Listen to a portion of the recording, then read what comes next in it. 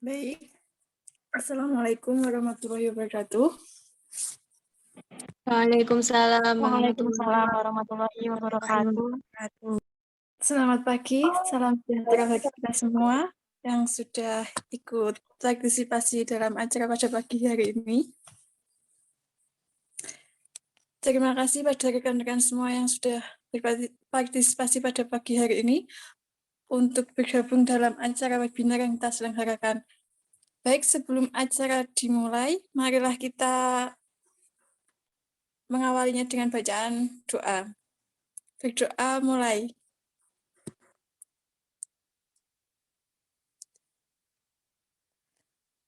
Doa selesai. Terima kasih. Sebelumnya, perkenalkan nama saya Siska. Saya selaku MC pada acara pada pagi hari ini.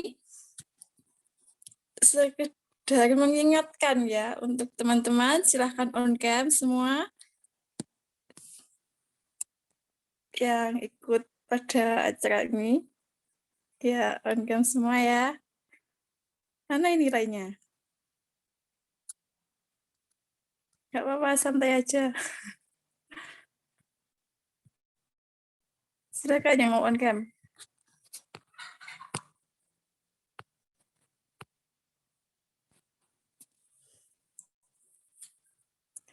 Jangan lupa ya, pada acara pagi hari ini bakalan ada hadiah pada akhir acara nanti. Jadi tolong yang aktif dan tolong partisipasinya yang baik dan bagus. Bakalan ada hadiah. Baik, untuk menyingkat acara pada pagi hari ini, langsung saja kita mulai sambutan dari Bu Tati Imadatus selaku dosen pembimbing kita. Waktu dan tempat dipersilahkan untuk Bu Tati.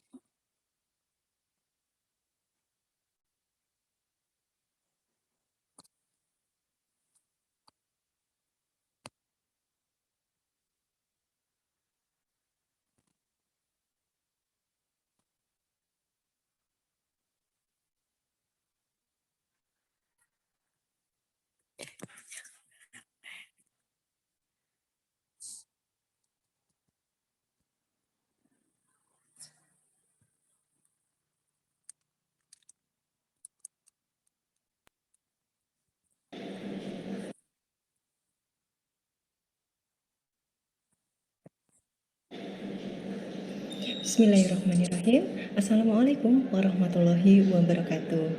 Bapak dan Ibu semuanya, serta seluruh peserta kegiatan psikoedukasi, perkenalkanlah nama saya Tati Imadatus Adati, MPSI Psikolog. Saya adalah dosen pengampu dari mata kuliah Kesehatan Mental, yang mana pada semester ini mahasiswa dan mahasiswi kami melaksanakan tugas ujian akhir semester dengan cara memberikan psikoedukasi pada beberapa institusi atau beberapa komunitas. Pertama-tama saya ingin mengucapkan terima kasih atas kesediaan Bapak dan Ibu semuanya serta adik-adik seluruh peserta dari kegiatan webinar, seminar, dan atau psikoedukasi yang telah berkenan memberikan dukungan untuk hadir sebagai peserta dalam acara ini. Dan yang kedua, saya ucapkan terima kasih yang sebesar-besarnya untuk seluruh Bapak Ibu yang mungkin berada dalam institusi tertentu yang telah memberikan kesempatan kepada mahasiswa dan mahasiswi kami untuk melaksanakan tugas UAS-nya bertempat di institusi Bapak dan Ibu semuanya. Dan yang ketiga, kegiatan psikoedukasi ini kami bertujuan agar masyarakat lebih luas dapat menerima, dapat memahami, dan juga berperan turut serta dalam pengembangan ilmu psikologi, dan juga semoga manfaatnya bisa dirasakan oleh para peserta untuk kita bisa lebih bermakna gitu ya, atau kita bisa lebih mencintai, atau kita bisa lebih menghargai diri kita sendiri, dan kita juga punya kesempatan untuk membantu orang yang ada di sekitar kita. Sekali lagi, saya ucapkan terima kasih. Semoga tema-tema yang disajikan oleh seluruh mahasiswa dan mahasiswi kami dapat bermanfaat untuk para peserta semuanya, Bapak, Ibu, adik-adik, dan seluruh yang hadir. Dan sekali lagi, saya mewakili sebagai dosen pengampu mata kuliah kesehatan mental, memohon maaf yang sebesar-besarnya apabila ada mahasiswa dan mahasiswa kami yang dipersilakan atau melakukan hal-hal yang mungkin dirasa kurang nyaman oleh Bapak Ibu semuanya serta seluruh peserta yang hadir. Selanjutnya, selamat mengikuti acara Psikoedukasi Kesehatan Mental tahun 2021. Selamat bertugas dan selamat berproses untuk mahasiswa dan mahasiswiku semuanya, dan selamat menikmati, selamat berbahagia. Terima kasih. Wassalamualaikum warahmatullahi wabarakatuh dan salam sejahtera.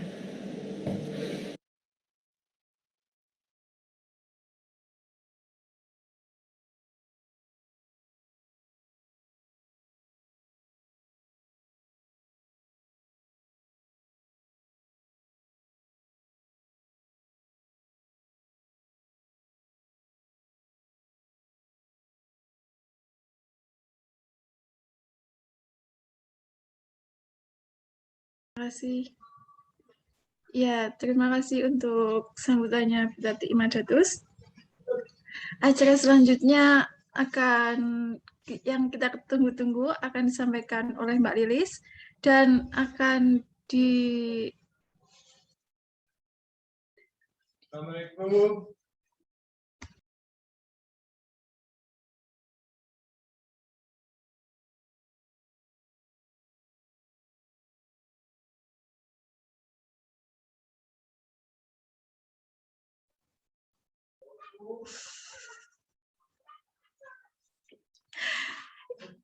Ya, selanjutnya akan disampaikan Mbak Ani Mukhlisatun selaku moderator untuk memimpin berjalannya acara pada pagi hari ini.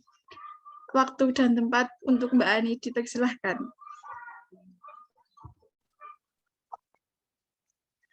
Terima kasih Mbak Siska selaku pembawa acara terkece dan tercantik pada pagi hari ini yang telah memberikan saya kesempatan untuk melanjutkan rangkaian acara seminar pada pagi hari ini.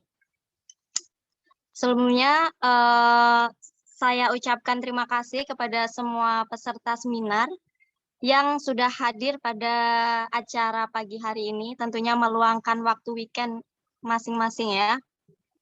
Perkenalkan, nama saya Ani Mukhlisatun Munawwaroh, biasa dipanggil Ani. Di sini saya yang akan memandu acara seminar pada pagi hari ini. Oke, yang belum on cam bisa on cam ya. Baik. Nah, teman-teman, di era pandemi ini tentunya kita banyak sekali kendala, masalah ya.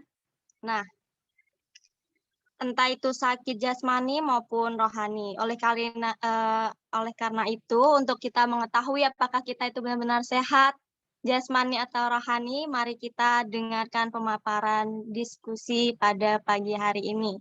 Oke, inilah dia pemateri kami, Mbak Lilis Rahmawati. Baik teman-teman, bisa disapa dulu Mbak Lilis Rahmawati. Selamat datang Mbak Lilis. Iya, Mbak Ani. Selamat pagi, teman-teman semuanya. Iya, tak kenal maka tak sayang teman-teman. Marilah kita dengarkan CV Mbak Lilis ya terlebih dahulu. Beliau bernama Lilis Rahmawati, lahir di Kediri pada tanggal 4 Januari 2000. Mbak Lilis belum menikah, domisili Kabupaten Kediri dengan segudang prestasinya yaitu juara 2 Duta Sosial Remaja Aksara Kediri, juara 1 Teknologi Tepat Guna Aksara Kediri, presenter terbaik Konferensi Nasional kelima Peneliti Muda Psikologi Indonesia, juara 1 Lomba Psikoedukasi Musabakoh Nasional IAIN Kediri. Pengalaman organisasinya sebagai Sekretaris Pengurus OSIS SMKN 1 Grogol, Pengurus OSIS Kabupaten Kediri, anggota Pramuka SMK 1 Grogol, Sekretaris 1 Ikatan Satuan Generasi Kediri, penasihat Komunitas Peduli Sosial, relawan RA Ramadian, relawan komunitas Ngemong Indonesia ya hingga sekarang. Baik. Mbak Lilis mohon izin sebelum memaparkan materinya perlu saya sampaikan aturan diskusi pada pagi hari ini. Yang pertama, peserta diharapkan on kamera. Peserta wajib atau diharapkan interaktif ya dalam diskusi ini karena nanti akan ada door prize untuk penanya terbaik dan juga peserta teraktif. Peserta diharapkan mematikan mic selama penyampaian materi berlangsung. Kemudian peserta boleh mengirim pertanyaan lewat chat ataupun melambaikan tangan terlebih dahulu di sesi tanya jawab. Baik, seperti itu aturan diskusinya kurang lebih. Next sesi berikutnya yaitu acara yang udah kita tunggu-tunggu yaitu acara materi, sesi materi oleh Mbak Lilis. Baik, dipersilakan Mbak Lilis.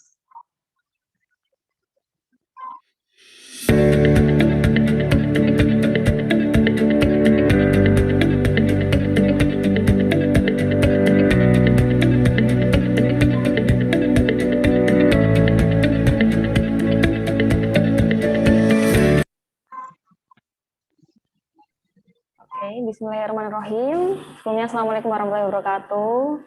Waalaikumsalam warahmatullahi wabarakatuh. Selamat pagi teman-teman semuanya. Saya ucapkan terima kasih kepada Ibu Tati selaku dosen pembimbing, selaku dosen pada mata kuliah kesehatan mental, serta teman-teman sekalian dari kelompok 1 yang telah menyelenggarakan kegiatan ini yang sangat luar biasa. Dan saya ucapkan selamat datang untuk seluruh peserta yang telah berkontribusi, telah hadir, telah berdinamika hari ini bersama kita semua. Semoga hari ini kita dapat menjalankan kegiatan ini dengan baik dan lancar. Oke, nanti kita santai saja teman-teman, kita berdiskusi santai, kita enjoy, anggap aja webinar kali ini, webinar psikoedukasi kali ini sebagai wadah healing ya, healing di hari Sabtu dari weekend kali ini. Oke, mungkin bisa saya share screen.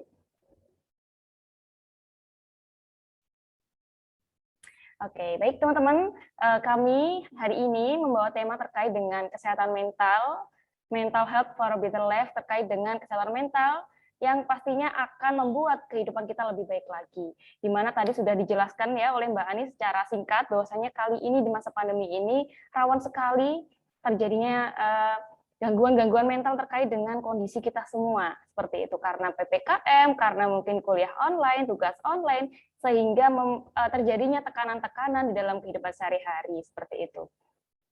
Oke, mungkin bisa dilanjut. Oke, nih saya mau bertanya nih teman-teman, kita bisa interaksi lewat kolom chat ya. Bagaimana nih kira-kira perasaan teman-teman pada hari Sabtu kali ini? Bisa ditulis di kolom chat. Suweneng pol, alhamdulillah. Terima kasih. Alhamdulillah baik. Oke, bahagia dan bangga. Alhamdulillah, terima kasih baik. Alhamdulillah bahagia. Alhamdulillah teman-teman di sini hari ini dalam keadaan yang baik, bahkan ada yang bahagia pol seperti itu ya. Oke. Selanjutnya, jika dikategorisasikan dalam zona-zona nih, teman-teman kira-kira berada di zona yang mana? Perasaan teman-teman hari ini berada di zona yang mana? Zona merahkah? Atau zona hijaukah, atau zona birukah, atau zona kuning. Jadi tak hanya di COVID ya, ada zona-zonasi terkait dengan kondisi wilayah, tetapi perasaan kita juga ada zona-zonanya seperti itu. Zona hijau, biru dan kuning. Oke. Hijau sama biru, oke. Jingga, nggak ada yang jingga. Oke, hijau. Biru dan kuning, hijau selalu. Alhamdulillah ya teman-teman di sini sudah bisa merespon terkait dengan pertanyaan-pertanyaan saya hari ini. Oke, terima kasih teman-teman yang sudah menjawab. Semoga sehat selalu. Oke, selanjutnya terkait dengan apakah teman-teman hari ini sehat? Apakah teman-teman hari ini sehat, dalam keadaan sehat, bisa mengikuti webinar psikoedukasi kali ini? Alhamdulillah sehat. Alhamdulillah sehat. Oke. Baik, yang lain mungkin bisa menjawab juga bagaimana kondisi teman-teman hari ini.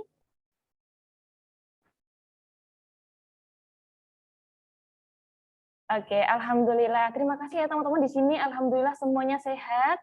Tidak ada yang menjawab sakit, tidak ada yang menjawab kurang sehat ya. Mungkin teman-teman yang belum menjawab ini gimana nih kondisinya ya? Apakah teman-teman sehat atau mungkin ragu-ragu terkait dengan kondisi teman-teman? Oke, kita lanjutkan saja. Oke, pertanyaan selanjutnya nih, apakah jiwa teman-teman sehat hari ini? Apakah jiwa teman-teman sehat hari ini? Secara jiwa, secara psikologis teman-teman hari ini sehat? Ragu-ragu, kurang sehat sepertinya ya. Oke, alhamdulillah ada yang kurang sehat, ada yang ragu-ragu. Oke, nah kurang sehat alhamdulillah. Oke teman-teman, nah kira-kira nih lebih mudah mana nih ketika saya bertanya terkait dengan kondisi kesehatan teman-teman secara fisik dibandingkan saya bertanya terkait kesehatan teman-teman secara psikologis atau secara jiwa. Kira-kira lebih mudah mana untuk menjawabnya? Lebih mudah yang ditanya sehat secara fisik? Oke, ini ada yang menjawab lebih mudah secara fisik ya. Oke. Kenapa ya seperti itu ya teman-teman ya? Lebih gampang yang fisik. Oke, baik. Oke, terima kasih. Lanjut. Nah, di sini ada dua tipe jawaban ya teman-teman. Teman-teman tadi ada yang menjawab secara yakin bahwasanya oh hari ini saya sehat loh. Hari ini saya baik-baik saja loh. Ketika ditanya terkait dengan kondisi kesehatan fisik, oh saya sehat Kak, alhamdulillah sehat, alhamdulillah bahagia, ditanya terkait dengan perasaan. Terus tadi ada yang mungkin belum menjawab, ataukah mungkin ragu-ragu, ataukah mungkin tidak mengetahui terkait dengan kondisi fisiknya hari ini, ataupun kurang mengetahui tentang kondisi jiwanya kali ini, sehingga ditanya jawabnya ragu-ragu. Ini ada yang menjawab ragu-ragu juga. Nah, selanjutnya, nah terkait dengan jika teman-teman yakin menjawab sehat, maka teman-teman pasti akan next, mengetahui seperti apa itu sakit. Nah, teman-teman tahu ya sakit itu seperti apa ya? Mungkin bisa ditulis di kolom chat, ya tahu. Mungkin ada beberapa yang mungkin mau menyebutkan sakit itu seperti apa? Sakit itu tidak sehat, betul sekali. Sakit hati Kak, wah. Merasa tidak enak badan, pusing, benar sekali ya. Jadi kondisi sakit secara fisik, ya teman-teman tadi mayoritas menyebutkan sakit secara fisik, bahwasannya saya nggak enak badan loh Kak, saya pilek loh, saya pusing. Berarti saya hari ini kurang sehat, berarti saya sakit gitu. Jadi teman-teman sudah mengetahui definisi dari sakit dan seperti apa itu sakit, seperti itu ya. Nah, jika teman-teman ditanya terkait dengan kondisi psikologisnya, teman-teman tahu nggak sakit secara psikologis atau sakit secara jiwa itu seperti apa? Oh, ini ada yang menjawab, nafsu makan menurun, benar banget. Terus, jika teman-teman ditanya sakit psikologis atau sakit secara jiwa itu yang seperti apa sih? Tahu nggak? Bad mood, betul. Kurang peduli terhadap lingkungan, betul sekali. Mood tidak teratur, betul sekali teman-teman. Nah, di sini teman-teman udah ada beberapa yang bisa mengerti ya terkait dengan sehat, terkait dengan sakit, baik secara fisik maupun secara psikologis. Teman-teman berarti di sini sudah paham dan yakin terhadap kondisi teman-teman hari ini. Oke, yang kedua yaitu jika teman-teman yakin bahwa teman-teman sehat, teman-teman pasti akan yakin terhadap kondisi hari ini. Oh ya Mbak, saya hari ini sehat loh, saya menjawab tadi sehat. Saya tidak ragu-ragu untuk menjawabnya, karena saya tahu terkait dengan kondisi saya hari ini, terkait dengan, oh ketika saya sakit berarti saya bad mood. Apa itu ketika saya sakit psikologis berarti saya ciri-cirinya bad mood, atau mungkin terganggu tidurnya. Kalau saya sakit secara fisik mungkin saya bisa pusing, pilek dan lain-lain. Teman-teman sudah mengetahui. Nah, jika teman-teman sudah mengetahui, pasti teman-teman yakin dengan kondisinya. Jika teman-teman menghadapi gejala-gejala sakit seperti itu. Yang selanjutnya yaitu yakin terhadap sehat itu seperti apa. Oh, saya yakin loh hari ini bahwasanya saya bisa mengikuti webinar kali ini, bahwasanya saya itu dalam keadaan sehat loh. Saya tidak bad mood, ini ada yang jawab bahagia, ada yang senang. Nah, saya yakin terhadap kondisi kesehatan saya hari ini. Nah, lanjut. Jika teman-teman tidak yakin, ataupun mungkin tadi ada yang menjawab ragu-ragu terkait jika ditanya dengan kesehatan jiwa teman-teman ya, seperti itu. Tadi ada yang menjawab ragu-ragu, ada yang tidak yakin terhadap pernyataannya. Nah, biasanya ditandai dengan tidak mengetahui sakit itu seperti apa. Jika teman-teman tidak mengetahui dari definisi sakit secara fisik maupun secara psikologis, teman-teman pasti tidak yakin untuk menjawab kondisi hari ini saya itu seperti apa. Betul ya, seperti itu ya. Jika teman-teman tidak mengetahui, oh sakit itu seperti apa sih? Ketika saya lagi cemas, ketika saya ini, saya nggak tahu itu artinya bahwa saya terganggu psikologisnya. Bahwasanya saya lagi sakit, saya tidak tahu. Berarti saya ragu-ragu untuk menjawab jika ditanya seperti itu. Nah, untuk selanjutnya, tidak yakin dengan kondisi, ya karena teman-teman tidak mengetahui makna dari sakit itu seperti apa, makna dari sakit fisik seperti apa, gejalanya seperti apa, sebaliknya juga dengan gejala psikologis juga seperti apa. Nah, maka dari itu teman-teman pasti tidak akan yakin menjawab, tidak yakin dengan kondisinya. Oh, saya ini sebenarnya pusing ini karena tadi hujan-hujan, atau mungkin tadi karena makan salah, atau mungkin karena apa. Jadi saya tidak bisa meyakin dengan kondisi saya hari ini. Seperti itu. Nah, selanjutnya tidak yakin sehat itu bagaimana. Ini saya pegel-pegel nih. Saya ini yakin saya sehat nggak sih? Kok saya badannya gini-gini sih? Saya yakin nggak sih saya hari ini sehat? Seperti itu. Bingung dengan diri sendiri, betul. Ya karena kita tidak mengetahui sakit itu seperti apa. Sakit psikologis itu seperti apa. Sakit secara fisik itu seperti apa. Jadi kita bingung. Ini aku kenapa sih? Aku kok begini itu kenapa sih? Ya kita bingung mencari jawaban terhadap diri kita sendiri. Betul sekali teman-teman. Lanjut. Nah, di sini adalah definisi terkait dengan kesehatan baik jiwa ataupun secara fisik, yaitu adalah keadaan sejahtera secara fisik, mental, sosial. Berarti kita merasa sejahtera baik secara fisik, kita sehat, tidak merasa pusing, tidak merasa pilek, tidak merasa sakit apapun, baik secara mental, yaitu kesehatan sejahtera secara mental. Kita bahagia ya, teman-teman di sini banyak yang bahagia tadi ya, alhamdulillah. Baik secara sosial, jadi kita membina hubungan dengan orang lain yang baik itu termasuk ke dalam kesejahteraan sosial seperti itu. Nah, bukan hanya ketidakhadiran suatu penyakit ya teman-teman ya, tetapi yang meliputi penilaian yang subjektif terhadap kesejahteraan psikologis. Berarti penilaian secara psikologis itu penilaian yang sangat subjektif. Jadi setiap orang itu pasti berbeda-beda terkait dengan gangguan psikologisnya seperti itu. Nah, ini terkait dengan efikasi diri, terkait dengan kepercayaan individu dan kemampuannya untuk sukses dalam melakukan sesuatu. Nah, jika kita sehat, jika kita yakin bahwa diri kita sehat, pasti kita percaya diri bahwasanya saya mampu untuk bisa melakukan kegiatan hari-hari saya dengan baik. Terkait dengan efikasi diri. Nah, yang selanjutnya terkait dengan otonomi diri. Jika kita yakin bahwasanya diri kita sehat, kita akan yakin terkait dengan kapasitas kita untuk bisa membuat keputusan dengan bijak. Jadi terkait dengan otonomi, terkait dengan keputusan secara pribadi, untuk bisa memutuskan kegiatan-kegiatan kita selanjutnya jika kita sehat baik secara fisik maupun secara psikologis. Nah, jika kita kurang sehat, pastinya terkait dengan efikasi, otonomi itu pasti kurang maksimal. Karena jika kita kurang sehat baik secara fisik maupun secara psikologis, kita bad mood aja pun pasti dalam pengambilan keputusan kita juga itu ya asal-asalan karena kita nggak mood. Itu juga termasuk dalam gangguan psikologis seperti itu. Nah, jika kita nggak mood saja terkait efikasi diri, terkait kepercayaan saya dengan mungkin ketika tampil di depan itu juga berpengaruh karena saya tidak mood seperti itu. Maka dari itu, kesehatan secara psikologis dan fisik itu sangat penting sekali, teman-teman. Dan juga yang terakhir terkait dengan aktualisasi diri, terkait dengan bagaimana pengembangan minat bakat kita terhadap proses-proses kita selanjutnya, pengaktualisasian diri. Jika kita sehat secara fisik dan mental, secara fisik dan psikologis, pasti kita akan lebih semangat untuk bisa berkembang, untuk bisa mengaktualisasikan, untuk bisa menyalurkan bakat dan minat kita untuk menunjang kesuksesan, untuk menunjang kehidupan kita selanjutnya, dan lain-lain seperti itu. Nah, ini berdasarkan dari WHO tahun 2014. Oke, lanjut. Nah, apa saja sih kriteria sehat jiwa? Nah, ini mungkin teman-teman bisa kita perhatikan dulu ya. Kriteria sehat jiwa yang pertama, mungkin nanti juga teman-teman, oh iya saya sehat nih, bisa dicentang. Oke, saya sehat untuk kriteria yang pertama, seperti itu ya.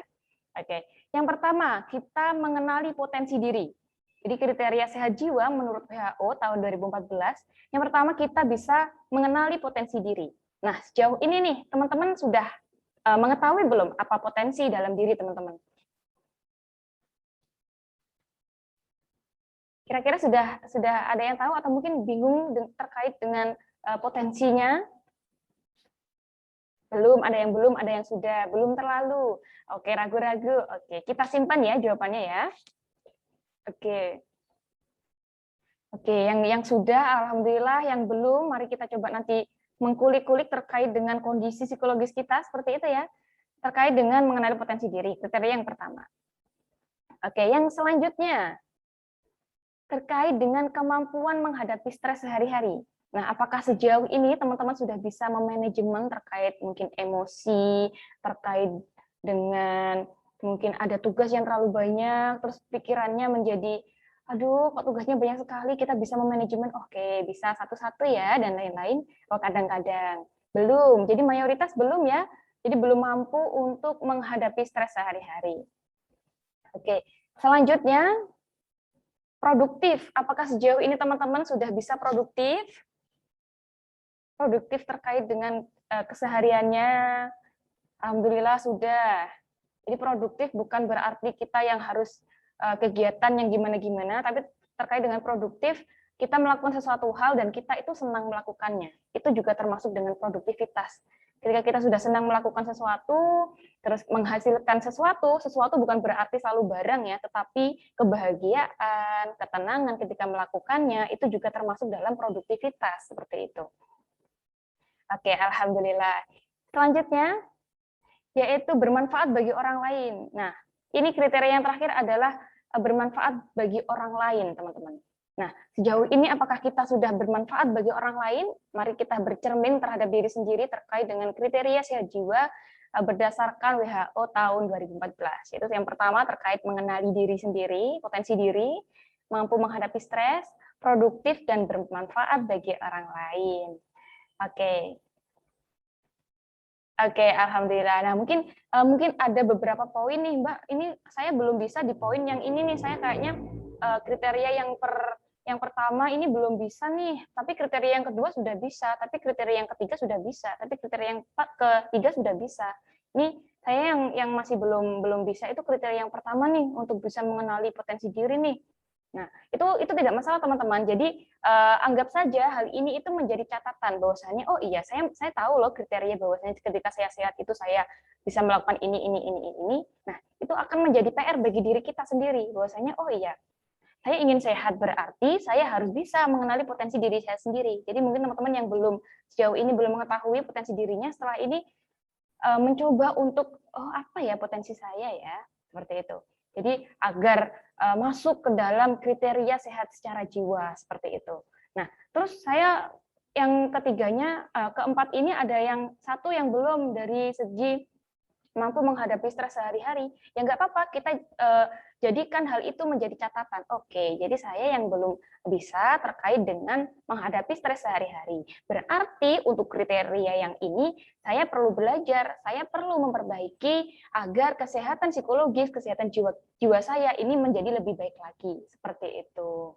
Bisa dipahami ya teman-teman ya. Jadi jangan berkecil hati bahwasanya kok aku kriterianya kok cuma ini aja sih, kok ini aja, nah, itu enggak masalah.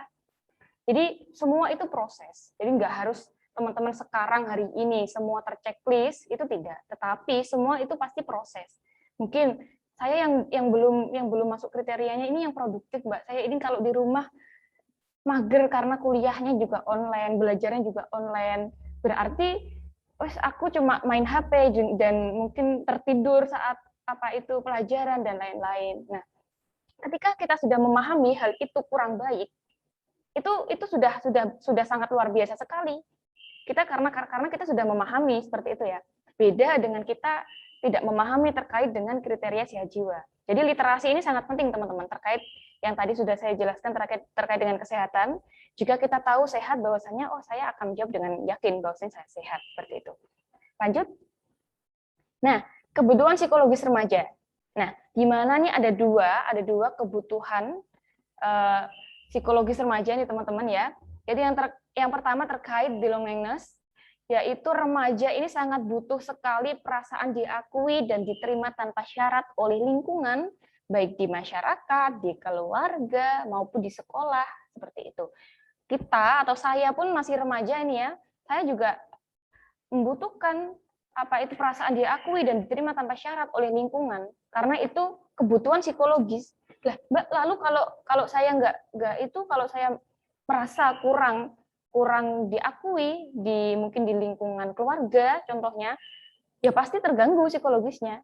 Entah mungkin nanti jadi nggak nyaman di rumah, atau mungkin nanti memilih untuk kos ya, mungkin kalau mungkin mahasiswa yang jauh terus memilih untuk kos saja wes padahal rumahnya dekat seperti itu. Nah, mungkin karena timbulnya ketidaknyamanan atau adanya prasangka-prasangka tidak diakui dan tidak diterima.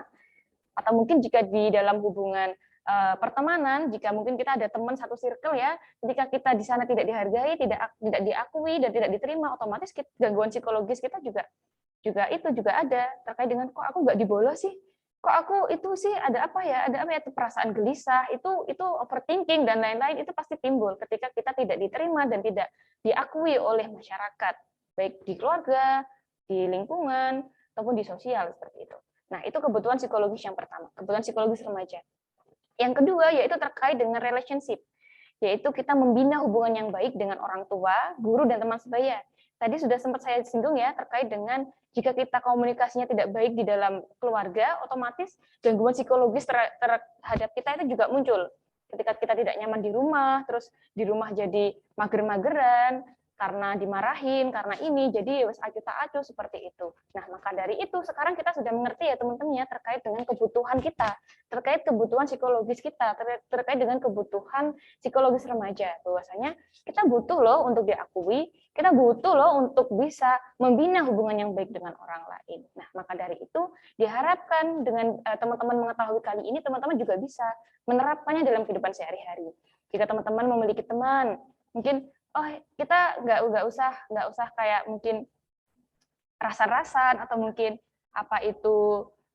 nggak bolo-boloan seperti itu ya, karena kita sudah mengetahui bahwasanya jika kita diposisikan seperti itu pasti kita juga nggak terima, pasti juga gangguan psikologis kita akan muncul terkait dengan kecemasan-kecemasan. Nah, ini juga berguna jika kita nanti menjadi orang tua. Menjadi orang tua itu juga sangat penting bahwasanya iya ya remaja butuh untuk diayomi, butuh untuk membina hubungan yang baik dengan remaja.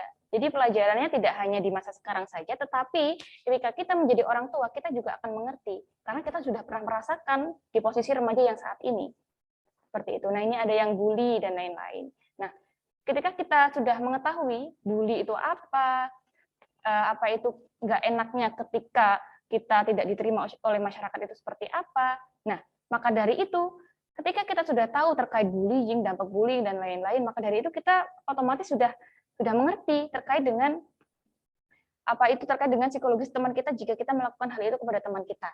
Kebanyakan orang-orang yang melakukan bullying, orang-orang yang melakukan penindasan terhadap orang lain, itu orang-orang yang kurang mengetahui literasi tentang bullying dan lain-lain, seperti itu. Sama halnya seperti sehat tadi, jika orang tersebut tidak mengerti terkait dengan kesehatan fisik maupun kesehatan psikologisnya, orang tersebut pasti acuh tak acuh dengan kondisinya. Seperti itu. Tetapi jika orang tersebut mengerti bahwasanya, bullying itu tidak enak loh, dibully itu tidak enak loh, berarti ya saya tidak boleh melakukan hal ini kepada orang lain. Seperti itu. Oke, bisa dipahami ya teman-teman ya, terkait dengan kebutuhan psikologis remaja, di mana kita juga harus saling mengisi antar teman, ya jika teman kita membutuhkan mungkin pengakuan terus diterima, ya kita juga harus bisa menerima dengan baik teman-teman kita seperti itu. Selanjutnya, nah ciri-ciri remaja sehat. Ini yang pertama, sehat secara akademis, terlihat semangat dan terlibat secara akademis ya. Jadi teman-teman bersemangat untuk melakukan aktivitas di sekolah, semangat untuk melakukan kegiatan sehari-hari, ikut terlibat dalam kegiatan akademis, ikut terlibat dalam lingkungan masyarakat. Nah, ini salah satu ciri-ciri bahwasanya kita itu sehat, baik secara fisik maupun secara psikologis. Nah, yang kedua yaitu aman secara fisik dan emosional. Berarti fisik kita sehat, tidak merasakan pusing, mual, pilek, dan lain-lain. Terus secara emosional kita bisa mengendalikan emosi kita bisa memanajemen, hari ini saya tidak mood nih ya.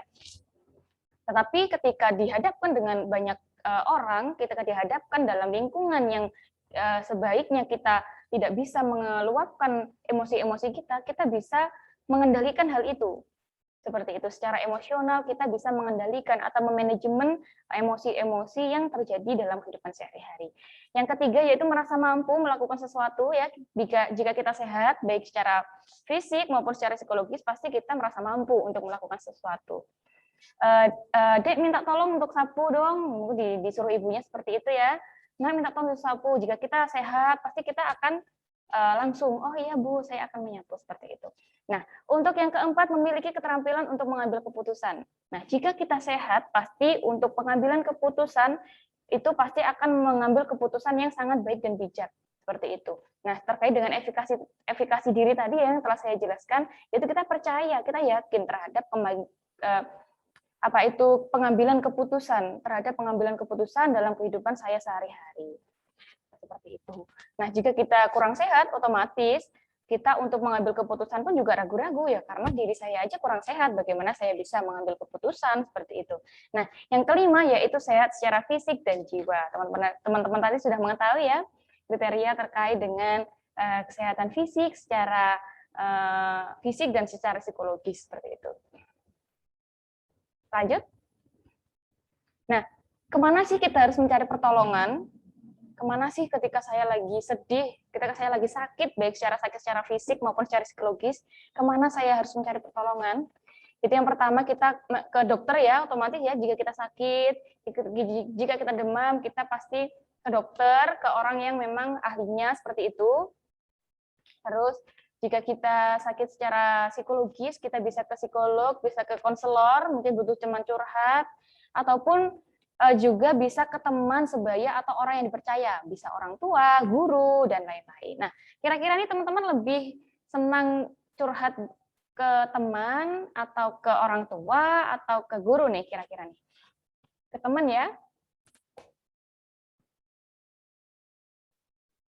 Teman yang bisa dipercaya, oke.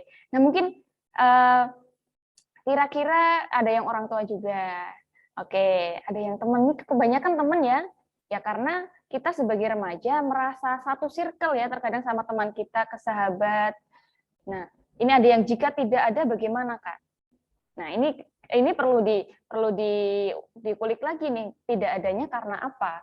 Atau mungkin karena adanya trauma, karena aku dulu pernah cerita ke temanku terus diomong-omong nih, diceritakan ke orang lain. Saya jadi nggak nyaman curhat sama teman saya seperti itu. Nah, ini ada yang curhat ke diri sendiri. Nah, terkadang ke psikolog, orang tua dan teman. Ya, alhamdulillah ya teman-teman sudah bisa mencurahkan jika saya lagi butuh pertolongan saya harus kemana. Nah, terkadang curhat itu tidak harus kepada orang seperti itu ya teman-teman. Mungkin bisa ada yang tipikalnya curhat ke menulis, ya, menulis. Mungkin ada yang mungkin dengan berdoa atau mungkin dengan berdoa kepada Tuhan dan lain-lain. Itu pasti tergantung dengan masing-masing orang seperti itu. Lanjut. Nah, saat teman-teman semuanya merasa ada tekanan yang terlalu kuat, terus sulit fokus, tidak produktif, tidak bermanfaat untuk lingkungan, terus mungkin cemas, gangguan tidur, dan lain-lain, segera berceritalah kepada teman sebaya, orang tua, guru, atau mungkin dapat sekarang sudah banyak sekali ya kayak aplikasi online yang memfasilitasi teman-teman untuk bercurhat. Mungkin yang sekarang bisa relevan ada Relief ya, Relief mungkin bisa teman-teman curhat di sana. Terus ada juga fasilitas dari Dinas P2KP3A Kabupaten Kediri, itu ada Let's Talk. Nah, itu juga gratis teman-teman. Nah, silahkan teman-teman manfaatkan fasilitas-fasilitas dari pemerintah, dari mungkin hal itu terkait dengan curhat seperti itu teman-teman. Jika ada yang saya nggak percaya Mbak dengan teman saya nggak ada orang yang saya percayai. Nah, mungkin teman-teman bisa curhat secara online seperti itu. Nah, ini karena curhat itu sangat penting sekali ya teman-teman ya, terkait dengan kondisi kita. Jika kita curhat kepada orang lain, pasti kita akan dibantu, walaupun hanya mungkin didengarkan saja ya, terkadang cuma didengarkan saja, kita sebagai yang curhat itu sudah senang sekali. Ya, kita sudah senang sekali. Teman-temanku sudah mau mendengarkan dengan baik, itu sudah senang sekali, walaupun terkadang permasalahannya itu juga tidak kelar seperti itu. Nah, sebenarnya jawaban dari permasalahan-permasalahan teman-teman itu ada pada diri teman-teman sendiri. Lalu karena apa kok saya nggak bisa menjawabnya, Mbak? Yaitu karena teman-teman merasa ada tekanan, sulit fokus, dan tidak produktif. Ya, dengan hal itu teman-teman tidak bisa memutuskan keputusan dengan baik, tidak bisa berpikir dengan baik terkait dengan permasalahan-permasalahan. Maka dari itu sangat penting sekali, sangat dianjurkan sekali teman-teman untuk curhat. Sehingga teman-teman temannya yang kita jika curhat ya, mungkin bisa memberikan wadah, oh iya ya, seharusnya nanti kalau begini gimana, kalau begini gimana, seperti itu. Berarti kita kalau kita merasa kurang sehat, itu kita sulit untuk mengambil keputusan. Maka dari itu kita curhat dulu biar tenang, baru kita bisa mengambil keputusan seperti itu. Lanjut. Nah, ini yang terakhir nih. Nah, jadi terkait dengan pemaparan saya tadi, sudah mengerti ya, apakah jiwa teman-teman hari ini sehat? Pertanyaannya, telah mengetahui kriterianya apa? Nah, ada yang kurang sehat, kurang sehat. Oke. Terima kasih teman-teman semuanya. Alhamdulillah cukup yakin kurang sehat.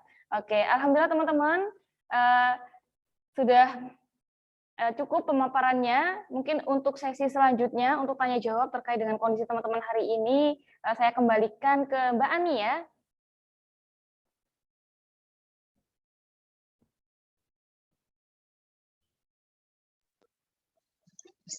Baik, terima kasih Mbak Lilis Rahmawati. Luar biasa sekali ya pemaparan materinya pagi hari ini ya.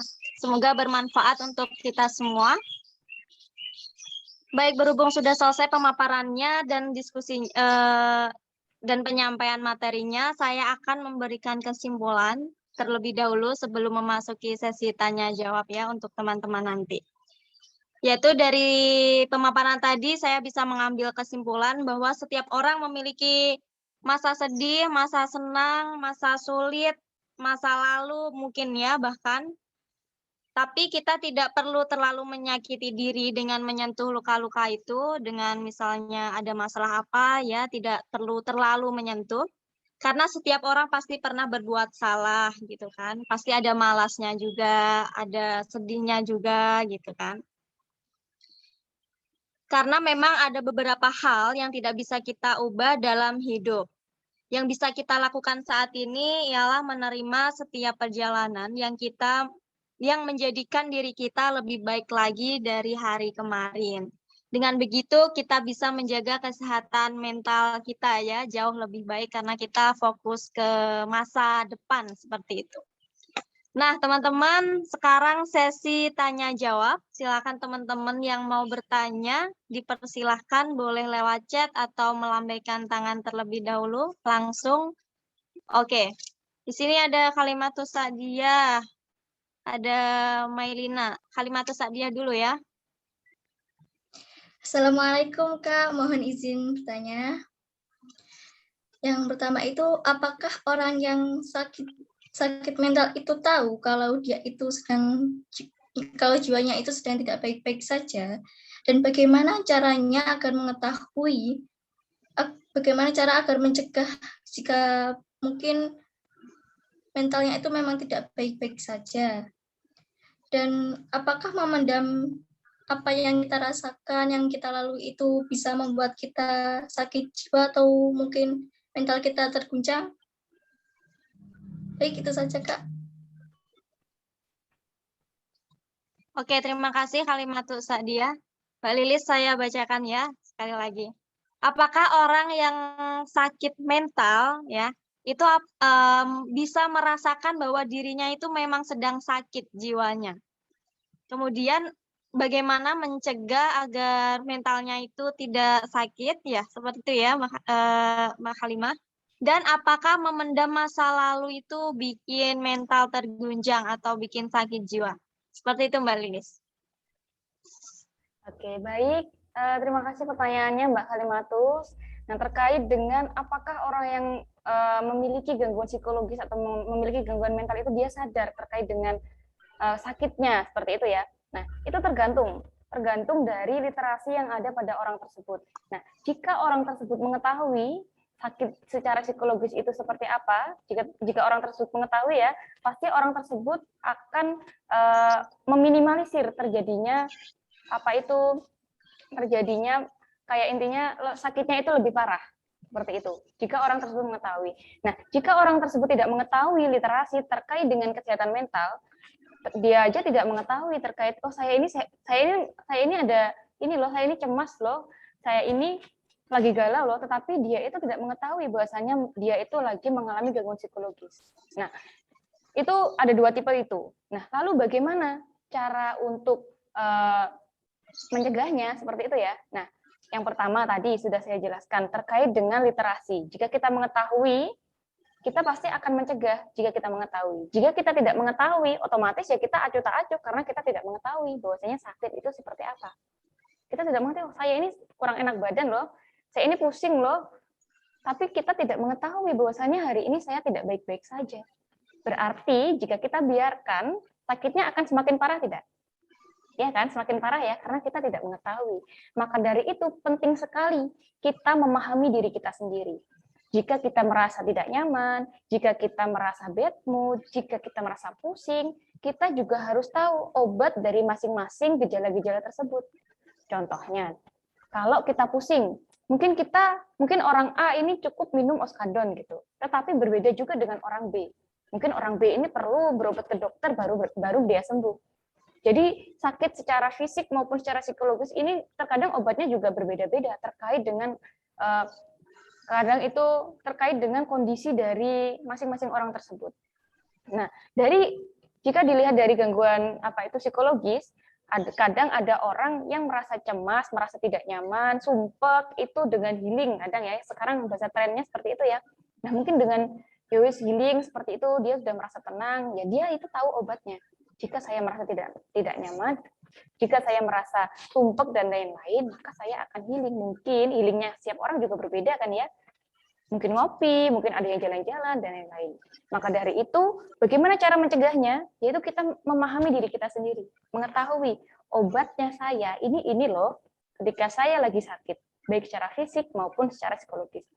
Obatnya saya ini loh, ketika saya lagi sakit. Nah, itu yang mungkin kadang jarang dipahami oleh orang-orang. Nah, jika orang tersebut tidak memahami bahwasanya saya ini sakit secara psikologis, ya mereka tidak akan mengetahui. Ya karena literasinya kurang dan dia tidak bisa memahami kondisi dirinya. Dia selalu memaksakan apa yang ada di dalam dirinya. Contohnya nih, ketika saya sudah sumpek dan lain-lain, sudah merasa tidak mood, tidak ini, tidak itu, tetapi saya memaksakan diri untuk bisa kok, bisa. Itu terkadang juga ada plus minusnya. Ada orang yang hanya dengan afirmasi, oke, kamu baik-baik saja, kamu bisa kok. Itu ada orang yang itu sudah mereda untuk gangguan psikologisnya. Ada orang yang kadang perlu penanganan khusus, mungkin curhat ke orang lain, baru dia mereda, ada mungkin yang healing, atau mungkin ada yang apa. Itu terkait dengan terkait dengan individual masing-masing seperti itu. Nah, lalu memendam ya tadi ya. Jika orang tersebut memendam, nah itu juga sangat berbahaya sekali pastinya ya. Jika kita sakit terus kita pendam dan tidak kita obati, otomatis sakitnya akan parah. Benar ya? Nah, sama saja dengan sakit psikologis. Jika kita tidak mengetahui obatnya, jika diri kita sendiri saja tidak paham dengan diri kita, saya obatnya ini loh, bagaimana orang lain bisa mengetahui? Diri kita aja nggak tahu, apalagi orang lain. Nah, jika kita pendam, kita sembunyikan, bisa dipendam sendiri, itu pasti akan menjadi bumerang dari dalam diri kita. Nah, ini saya ada cerita nih terkait dengan hal ini ya. Nah, itu ada kemarin ketika saya mengikuti workshop kesehatan mental, itu ada orang-orang yang dia nggak suka bercerita dengan orang lain karena adanya trauma karena kok diomong-omongnya dan lain-lain. Nah, hal itu menyebabkan dia memendam segalanya itu sendiri. Itu berdampaknya juga sangat negatif terhadap diri sendiri, bahkan ada yang sampai delusi. Delusi itu berhalusinasi terkait dengan permasalahannya. Dia merasa saya sangat terbebani, saya terasa ini, merasa ini, sampai menangis atau mungkin bisa sampai menyalahkan diri sendiri. Nah, itu efek dari memendam segala sesuatu terkait dengan psikologis kita. Jadi obatnya tadi ya, itu yang harus kita tahu, Mbak Halimatus. Jadi yang pertama, kita tahu dulu, obat diri saya ini apa? Jika saya merasa tidak nyaman, jika saya merasa mungkin overthinking ya, mungkin menonton film atau apa. Nah, mungkin itu bisa kita kulik-kulik bersama-sama. Seperti itu Mbak Kalimatus, mungkin ada respon?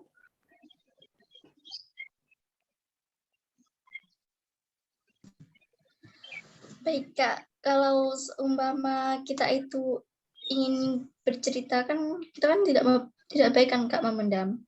Kita ingin bercerita, tapi mereka itu tidak menerima apa yang kita ceritakan itu kayak mereka menganggap kita itu menentang apa yang mereka katakan. Jadi itu membuat kayak kita itu merasa harus menjauh gitu. Oke, baik. Nah, permasalahan-permasalahan itu sangat banyak sekali ya pada remaja-remaja. Nah, berarti terhadap kebutuhan psikologis remaja yang pertama itu tidak terpenuhi terkait dengan belongingness, diterimanya kita di lingkungan masyarakat, ya, di lingkungan pertemanan, perasaan tidak diakui, pasti gangguan psikologis itu pasti akan muncul, prasangka terhadap orang lain, kok aku nggak diterima sih, kok dia nggak boleh mendengarkan ceritaku sih, apakah ada yang salah dari aku? Nah, seperti itu. Nah, ketika kita sudah mengetahui hal itu, pasti kita tahu kan ya perasaan ketika kita tidak dihargai ya. Iya. Nah, terkait dengan hal itu mungkin Mbak Kalimatus, jika mungkin memang temannya itu sulit untuk diajak cerita atau mungkin di lingkungan sekitar tidak kondusif untuk diajak cerita, nah mungkin ada beberapa opsi lain terkait dengan sekarang ada curhat online. Sudah saya sampaikan tadi, mungkin bisa dilihat nanti di Instagramnya Dinas P2KBP3A Kabupaten Kediri, terus juga ada di Relief, sekarang sudah banyak sekali fasilitas-fasilitas bagi kita semua. Jadi kesehatan mental ini bukan berarti hal yang tabu ya. Ketika kita lagi gangguan psikologis bukan berarti itu hal yang tabu, kurang ibadah dan lain-lain, tetapi ini kita rasakan semuanya dan ini menjadi perhatian kita semuanya. Seperti itu. Jadi mungkin jika teman-temannya kurang respect ataupun mungkin tidak ada orang yang dipercayai, bisa curhat ke online seperti yang saya rekomendasikan tadi, Mbak Kalimatus. Sudah ya Mbak Lilis. Oke, selanjutnya ada Mailiana ya, yang mau bertanya langsung dulu ya. Mailiana Zaratus Soliha.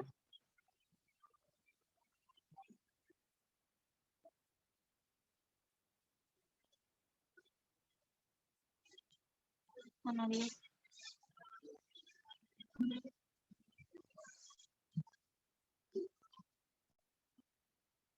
Halo? Jadi bertanya. Oh, di chat. Oke, Mailana langsung ya? Atau dinyalakan dulu itunya, mic-nya? Iya, habis itu nanti Araya ya, sebentar ya.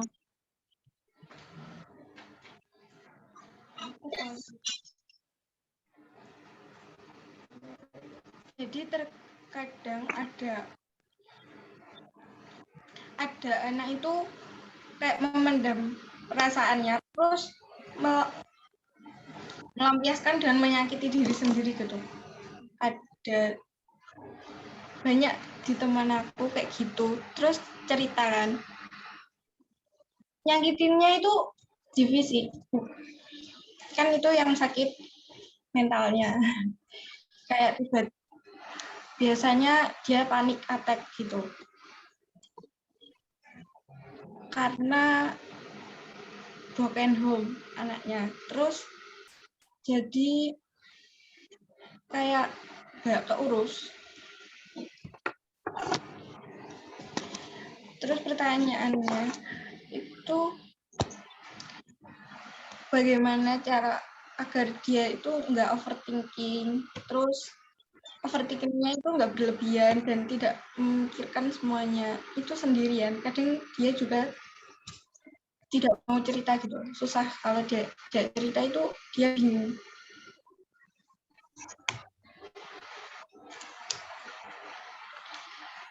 Terus waktu di sekolah anaknya itu juga diam, nggak berbaur sama teman, padahal teman salah satunya itu ngajak bicara, biar dianya itu nggak merasa tertekan atau nggak kayak nggak ditemenin gitu. Padahal temennya lain itu mau nemenin. Cuma ya anaknya aja yang buat dirinya itu kayak ya, ya gitu loh.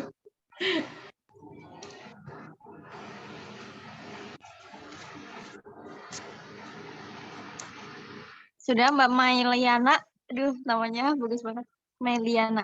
Sudah ya? Udah, ya nanti kalau ada lagi. Oke. Terima kasih Mbak Mailiana atas pertanyaannya. Baik Mbak Lilis, jadi bertanya bagaimana agar tidak overthinking atau tidak memendam perasaannya sendiri ya, menyakiti dirinya sendiri. Ini dari kasus seorang anak yang memendam perasaannya sendiri dan menyakiti dirinya sendiri meskipun temennya ngajak bicara, si anak tetap diam. Memang dari keluarga broken home, maaf sekali ya. Dan nggak keurus. Jadi dia tuh sering panik juga gitu Mbak Lilis. Jadi gimana sih biar nggak overthinking lagi gitu. Terima kasih. Oke, baik. Terima kasih Mbak Meliana ya terkait dengan pertanyaannya. Nah, di sini tidak bisa kita pungkiri ya teman-temannya bahwasanya di lingkungan sekitar kita juga banyak sekali mungkin teman-teman kita, saudara-saudara kita itu memiliki gangguan psikologis atau mungkin bahkan diri kita sendiri. Nah, ini sangat perhatian sekali Mbak Meliana ya mau membantu temannya untuk bagaimana sih caranya teman saya ini biar tidak overthinking seperti itu. Nah, terkait dengan apa itu melukai diri sendiri ya sampai mungkin sampai sebagaimana melukainya, menyayat-nyayat atau mungkin gimana?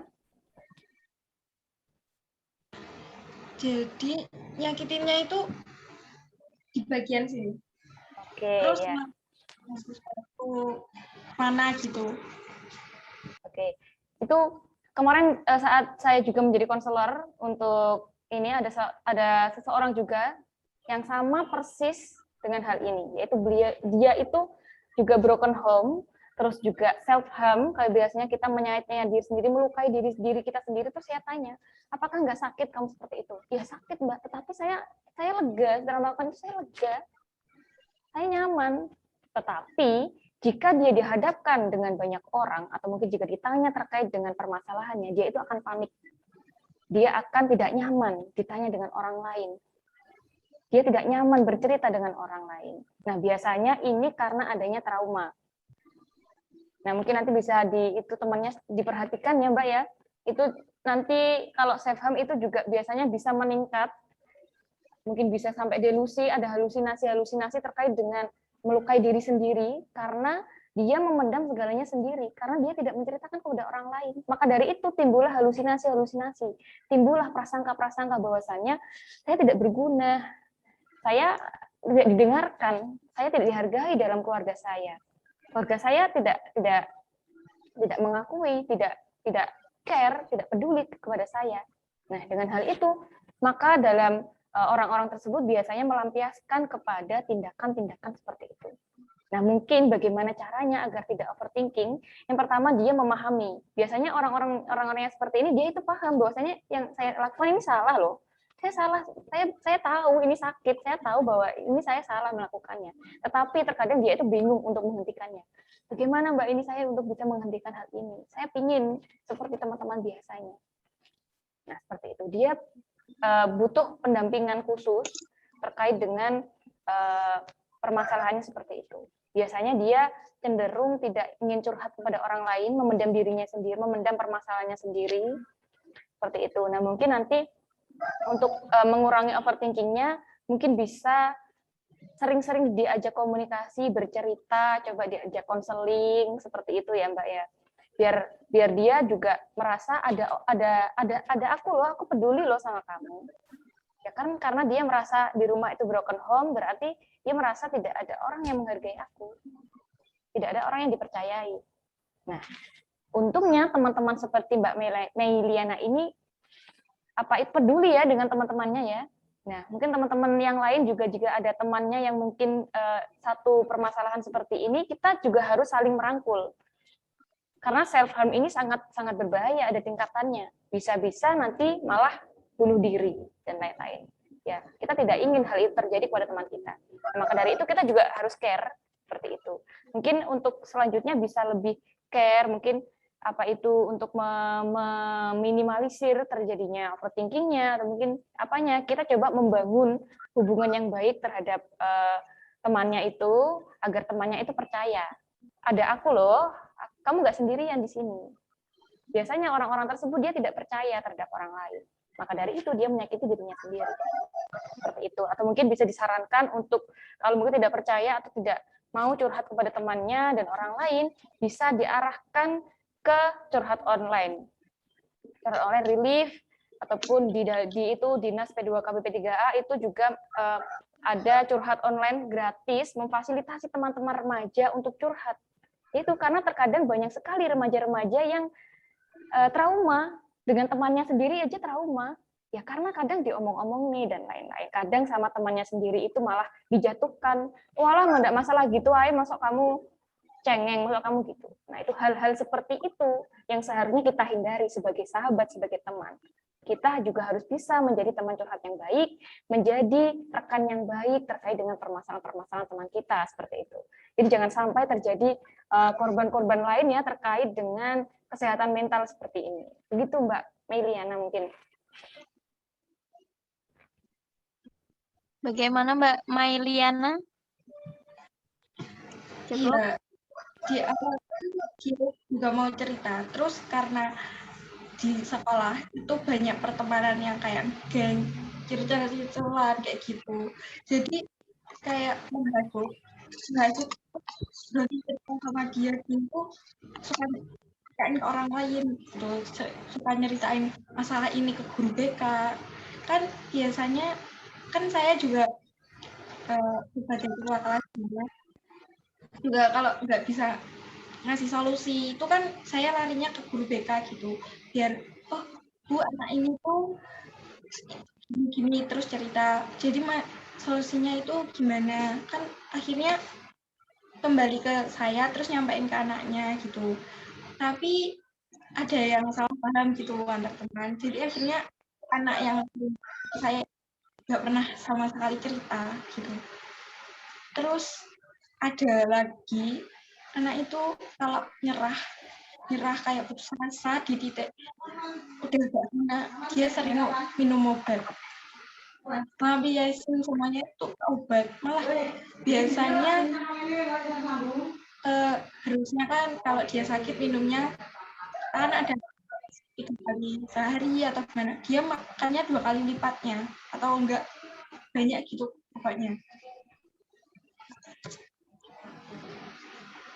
Ya, nah tadi sudah saya sampaikan juga ya, biasanya teman-teman yang mengalami hal itu dia itu cenderung tidak percaya dengan orang lain. Tadi awalnya itu mau Mbak curhat sama saya, tetapi kok saya semakin kesini kok nggak mau. Nah mungkin ada sesuatu yang tidak pas di hatinya, ada sesuatu yang mungkin menurut dia itu tidak pas, maka dari itu dia wes nggak usah, wes aku nggak ingin bercerita kepada siapa-siapa. Ya udah wes aku sendiri yang pendem, seperti itu. Sehingga dia melampiaskan dengan hal-hal yang mungkin membuat dia nyaman. Seperti itu. Nah, maka dari itu tugas kita nih bagi orang-orang yang alhamdulillah tidak mengalami kendala seperti itu, ya kita juga harus respect, kita juga harus peduli, kita juga harus bisa menjadi teman curhat yang baik. Jadi kalau curhat itu ya tidak, kode etiknya tidak boleh kita ceritakan ke orang lain, seperti itu. Nggak boleh kita menyebut nama, itu loh si Mawar tadi curhat sama aku gini-gini. Nah, itu pasti akan menimbulkan ketidakpercayaan. Nah, ketidakpercayaan nggak hanya hari ini selesai, itu nggak. Terkadang itu adanya trauma-trauma. Jadi, walaupun sakit hatinya sekali, tetapi traumanya itu tidak bisa hilang. Nah, jadi kita juga harus berhati-hati nih dalam bertindak nih ya. Ketika teman kita mungkin sakit hati dan lain-lain, takutnya hal itu menjadi trauma bagi dia. Kita juga tidak tahu. Maka dari itu kita juga harus saling memahami.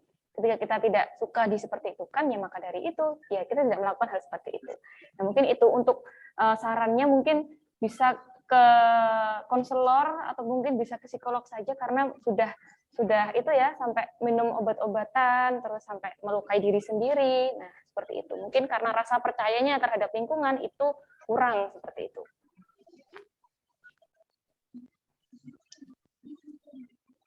Cukup ya Mbak Meilana.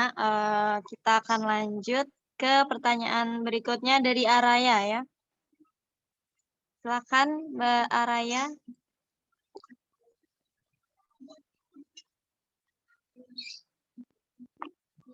Boleh dinyalakan dulu mic-nya.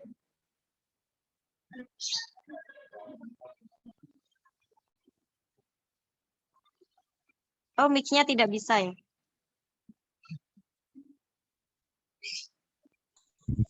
Nah, sudah Kak.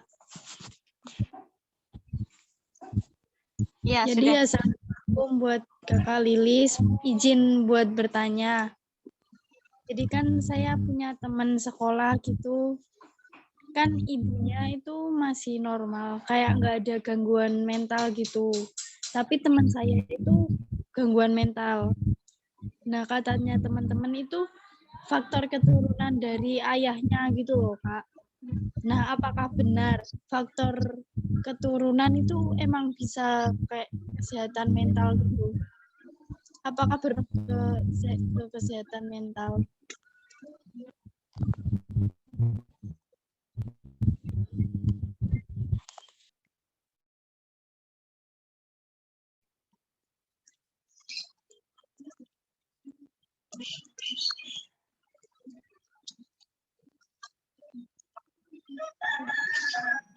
Bisa diulang Mbak Raya tadi, temennya itu gangguan mental.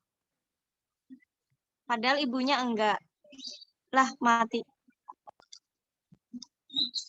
Oke, saya sudah menangkap tadi Sudah ya. mendengar ya? Ya. Oke. Sudah menangkap pertanyaan dari Mbak Araya. Ini terkait dengan genetik ya Mbak Araya ya. Bahwasanya ibunya itu normal, terus dilansir ya bahwasanya bapaknya itu mungkin ada gangguan psikologis seperti itu. Itu anaknya juga memiliki gangguan psikologis. Apakah genetik itu juga berpengaruh terkait dengan gangguan psikologis? Jawabannya iya, seperti itu. Terkait dengan genetik, tetapi juga ditunjang dengan lingkungan di rumahnya, terus pola asuh, itu juga berpengaruh terhadap perkembangan dari genetiknya itu sendiri. Awalnya mungkin cuma genetiknya mungkin 5% mungkin ya dari ayahnya itu ya, mungkin 5%. Tetapi jika anak tersebut ditangani oleh pola asuh yang kurang tepat atau mungkin dengan lingkungan yang mungkin menjudge atau mungkin lebih mengolok-ngolok atau mungkin tidak menerimanya, maka dari itu kesehatan mentalnya pasti akan menambah seperti itu. Bahwasanya mereka bahwasanya dia akan merasa bahwasanya saya ini memiliki gangguan, itu pasti akan melekat pada diri anak tersebut. Jika anak tersebut diterima dengan baik, pola asuh yang baik, terus penanganan yang baik terhadap kesehatan mentalnya, orang tuanya tahu terkait dengan kondisinya, mungkin di terapi atau mungkin ke psikolog dan lain-lain, itu pasti akan meminimalisir terjadinya genetik tersebut, meminimalisir atau mengurangi gangguan psikologisnya seperti itu, Mbak. Jadi tetap tergantung dari pola asuh. Kalau pola asuhnya itu mendukung dia untuk genetiknya itu berkembang, jadi terbiasa kan ya, jadi melekat, ya itu pasti akan melekat selamanya. Tetapi itu bisa diminimalisir dengan terapi, dengan mungkin psikolog dan lain-lain seperti itu. Dengan lingkungan itu juga berpengaruh. Seperti itu, Mbak Araya.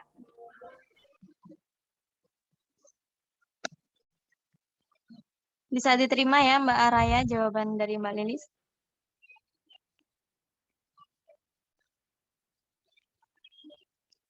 Mati lagi mic-nya. Oh ya Mbak Lilis, tadi pertanyaan dari Raya bisa menjawab juga pertanyaan Mas Rizky Nur Ihsan ya, yang bertanya tentang faktor genetik, apakah bisa mempengaruhi kesehatan mental Oh seseorang. iya. Nah, kan itu kan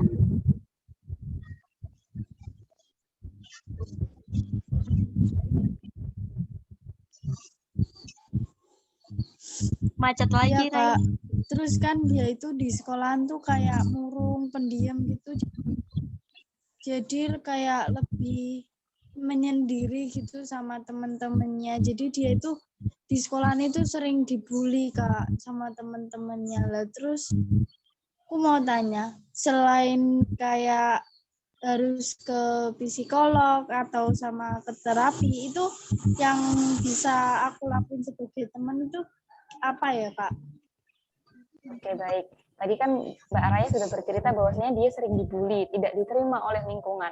Yang dapat Mbak Araya lakukan yaitu menerima dia sebagai teman.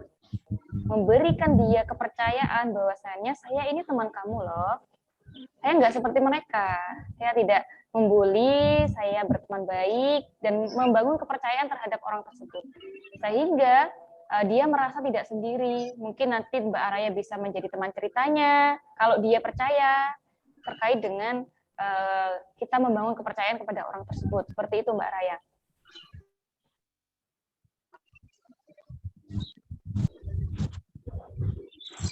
Intinya kita kayak lebih ngasih rasa nyaman ke dia gitu ya, Ya, supaya dia percaya sama kita. iya Mbak Araya, betul sekali. Kita mencoba membangun rasa nyaman, rasa aman, bahwasannya kamu tidak sendiri di sini. Kamu ada aku, ada kita teman-temanmu yang tidak membuli, yang tidak memojokkan, yang tidak menghakimi kamu.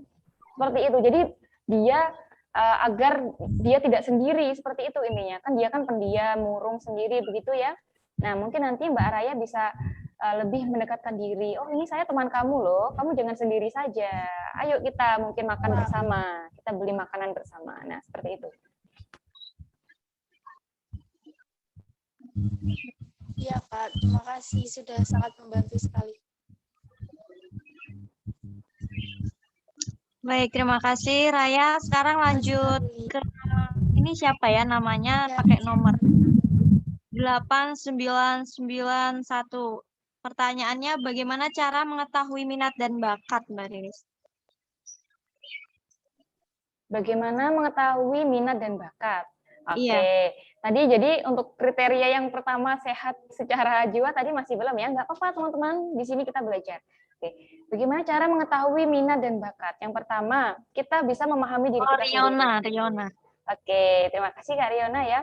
Kita memahami diri kita sendiri. Yang pertama itu, jika kita tidak memahami diri kita sendiri terkait mungkin dengan ditanya kesehatan, pasti kita juga tidak memahami apa yang kita senangi dan apa yang tidak kita senangi. Nah, sejauh ini kita sudah bisa membedakan kan ya, apa yang kita senangi dan apa yang tidak kita senangi. Jika kita sudah bisa membedakan hal tersebut, nah dengan hal itu kita juga bisa mengaktualisasikan bahwasannya jika aku senang hal ini, maka aku akan mengembangkan hal ini. Nah, itu akan bisa menjadi minat. Nah, minat dan itu bisa ditekuni terus. Seperti itu. Jadi yang pertama kita memahami sendiri dan kita memahami diri sendiri dan kita juga bisa membedakan mana yang saya suka dan mana yang saya tidak suka. Mungkin untuk dasarnya seperti itu. Nah, setelah itu, setelah kita mengetahui, setelah kita memahami diri sendiri terkait dengan minat dan bakat kita kembangkan seperti itu. Kalau mungkin kita tidak memahami terkait dengan hal yang saya sukai dan hal yang tidak saya sukai, mungkin setelah ini kita coba berlatih. Seiring berjalannya waktu ya, minat dan bakat tidak semerta-merta lahir kita punya minat dan bakat, tidak. Tetapi kita adanya minat dan bakat itu terjadi karena proses, karena perjalanan hidup teman-teman, karena adanya catatan-catatan atau jejak-jejak dalam kehidupan teman-teman, seperti itu. Jadi kita coba untuk terus mengaktualisasikan diri, mengembangkan diri, siapa tahu itu menjadi potensi bagi kita, seperti itu. Jadi jangan malu-malu untuk kita mencoba, jangan malu-malu untuk kita belajar ya. Nah, siapa tahu itu menjadi bakat kita, seperti itu. Seperti itu, Mbak Riona, apa siapa tadi? Riona, oke. Oke. Lanjut Mbak Lilis ya pertanyaannya. Terima kasih ya Mbak Riona. Lanjut ke Rini Novita. Kak, kalau sering ngobrol sama diri sendiri itu kenapa? Oke, kenapa sih kita sering mengobrol dengan diri sendiri seperti itu ya? Iya. Nah, ada plus minusnya terkait hal itu ya. Jika kita mengobrol dengan diri sendiri terkait dengan afirmasi, terkait dengan oke, hari ini kamu baik loh. Kita mengobrol dengan diri kita sendiri ya. Hari ini kamu baik loh, hari ini kamu sangat luar biasa loh, sudah bisa bekerja sejauh ini, sudah bisa belajar sejauh ini, itu terkait dengan berbicara kepada diri kita sendiri. Nah, jika hal itu mungkin hal yang negatif terkait dengan tekanan-tekanan setiap hari itu kita pendam ya, jadi terkait dengan diri kita sendiri, itu juga akan menjadi hal yang negatif. Maka dari itu kita juga seimbangkan antara kita bisa berbicara dengan diri sendiri terkait dengan afirmasi, dan kita juga bisa curhat kepada orang lain terkait dengan tekanan-tekanan yang memang benar-benar tidak bisa kita kendalikan, seperti itu. Nah, itu karena kita juga harus bisa membedakan hal itu. Itu berbicara kepada diri sendiri itu yang seperti apa, kalau boleh tahu?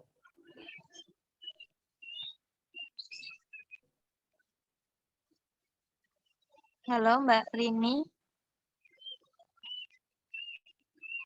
Mbak Rini, apakah masih ada di sini ya?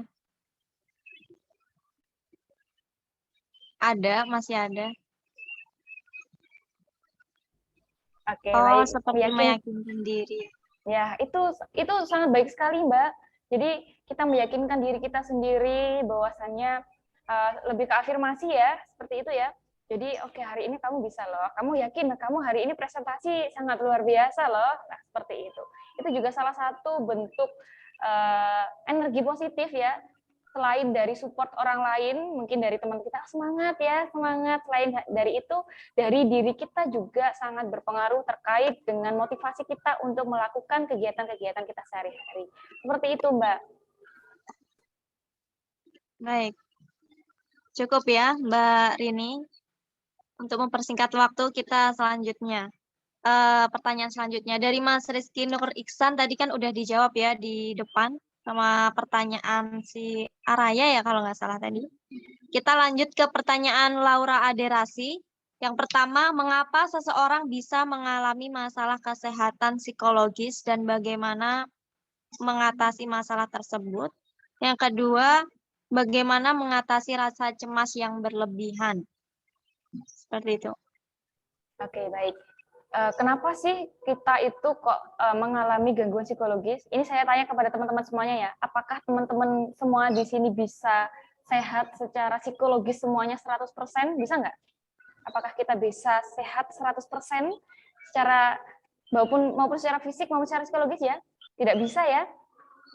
Nah, oke. Nah, teman-teman sebenarnya sudah bisa menjawab semuanya di sini ya. Nah, terkait dengan kenapa sih kok orang itu bisa terkena gangguan psikologis ya, itu pasti kita alami semuanya. Setiap orang itu pasti mengalami gangguan psikologis. Terkait mungkin cemas atau mungkin grogi akan presentasi, grogi akan ada ujian dan lain-lain, itu merupakan gangguan psikologis. Ini tergantung dari tingkatan dari gangguan-gangguan tersebut. Seperti itu ya teman-teman ya. Jadi orang-orang itu tidak bisa kita 100% murni, kita tidak terbebani oleh apapun, itu tidak bisa. Pasti orang kaya pun, orang yang se-perfect apapun, itu dia pasti mengalami tekanan-tekanan. Tetapi tekanannya itu berbeda, seperti itu. Setiap orang pasti memiliki tekanan-tekanan yang berbeda. Seperti itu ya, Mbak ya. Nah, lalu untuk pertanyaan kedua tadi, Mbak Ani, bagaimana cara mengatasi cemas yang berlebihan? Mengatasi cemas yang berlebihan. Nah, tadi sudah saya jelaskan ya, bahwasanya kita juga harus tahu obat saya ini apa. Jika saya cemas, obat saya ini apa. Nah, di dalam psikologis, di dalam dunia perobatan juga pun, itu dosisnya itu tergantung pada diri kita sendiri. Jadi kita tidak bisa, kayak mungkin Mbak Ani lagi pusing, terus saya kasih obat, obat pusing yang A gitu ya. Itu berbeda kadarnya dengan saya. Saya pasti memiliki kadar yang berbeda dan pasti memiliki mungkin dengan jenis obat yang berbeda pun. Sama saja dengan kesehatan psikologis. Obat saya dengan obat orang lain itu juga pasti berbeda. Nah, yang pertama, kita harus bisa memahami saya ini cemas karena apa. Ya, Mbak. Ya, jadi kita juga harus memahami saya cemas karena apa. Contoh, saya cemas ketika saya dihadapkan dengan permasalahan contohnya mungkin tugas yang begitu banyak, saya merasa cemas, saya bingung mau mengerjakan dari mana. Contoh, itu permasalahan seperti itu. Oh, jadi jika saya dihadapkan dengan permasalahan yang sama, saya akan merasa cemas. Itu poinnya. Kita memahami terkait dengan kenapa saya seperti ini.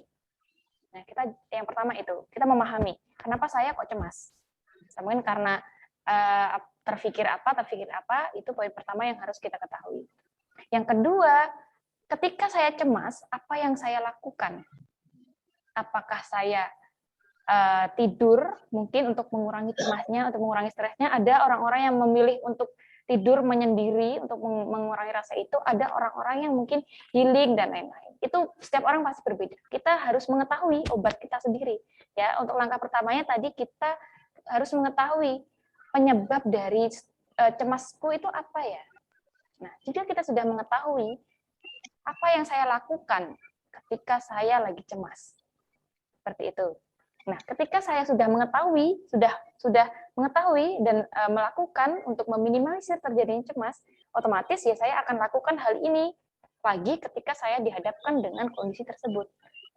Jadi cemas itu nggak hanya nggak datang mungkin sehari 3 kali, itu nggak seperti itu. Cemas itu sangat kondisional sekali, sangat random sekali. Jadi hal-hal seperti itu. Sekarang saja mungkin lagi presentasi cemas gitu ya, nanti gimana. Siapa tahu nanti setelah ini ada permasalahan yang timbul. Ya karena permasalahan-permasalahan di dalam sehari-hari itu sangat dinamis sekali, sangat perputarannya sangat cepat seperti itu. Maka dari itu penting sekali kita mengetahui diri kita sendiri. Seperti itu, Mbak. Jadi untuk meminimalisir ya kita kembali kepada diri kita sendiri, kita mengetahui.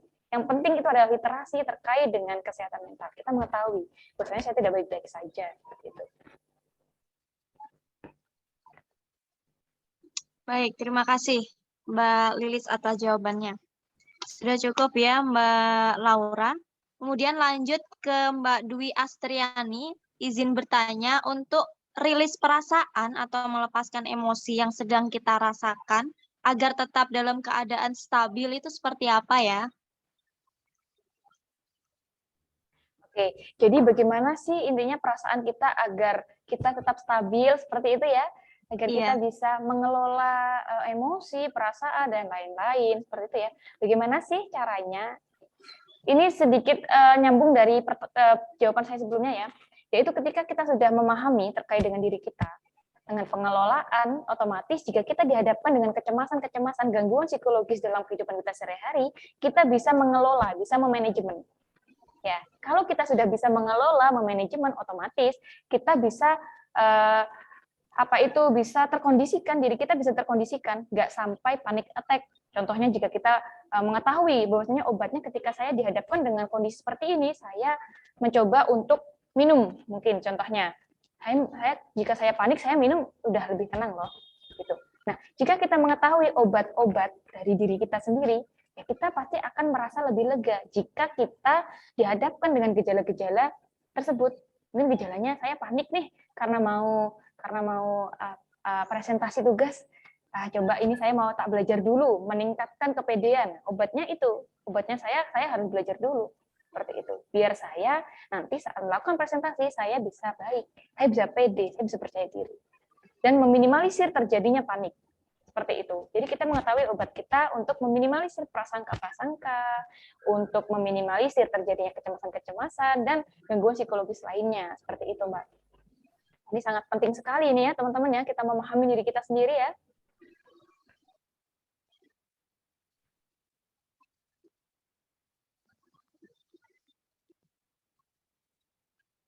Baik, terima kasih Mbak Lilis ya. Berhubung waktunya sudah hampir habis, kita kasih waktu satu lagi Mbak Lilis, satu pertanyaan lagi sebelum selesai. Yaitu dari Risma Cahya Kenya Smara.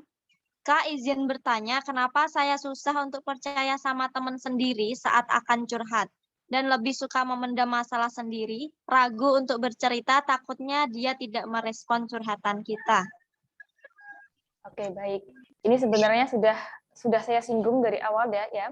Ketidakpercayaan kita dengan orang lain. Yang pertama tadi terkait dengan pemenuhan psikologis remaja, yaitu yang pertama belongingness terkait dengan perasaan diakui. Nah, mungkin mbaknya tidak merasa bahwasanya saya diterima oleh teman saya. Maka dari itu timbullah saya tidak percaya, atau mungkin ada trauma terkait dengan hal itu. Saya dulu pernah cerita ke teman saya loh, padahal temannya yang diceritain ini berbeda lagi. Ke sahabat saya waktu SMP loh contohnya. Nah, tetapi sahabat saya itu membicarakan ke orang lain. Timbullah trauma, timbullah ketidakpercayaan terhadap orang lain. Padahal itu di waktu SMP. Itu terbawa sampai sekarang. Ketraumanya, ketidakpercayaan terhadap orang lain itu dibawa sampai sekarang. Nah, itulah bahayanya, itulah bahayanya pikiran-pikiran negatif, trauma-trauma, itu bahayanya itu nggak hilang seperti itu. Jadi bila kita ibaratkan diri kita itu selembar kertas kosong, pengalaman-pengalaman kita, trauma-trauma kita, perjalanan kita sampai detik ini, jika hal itu mengena, goresan itu sangat mengena, hal itu tidak bisa kita lupakan sampai kapanpun, kita tetap bisa ingat.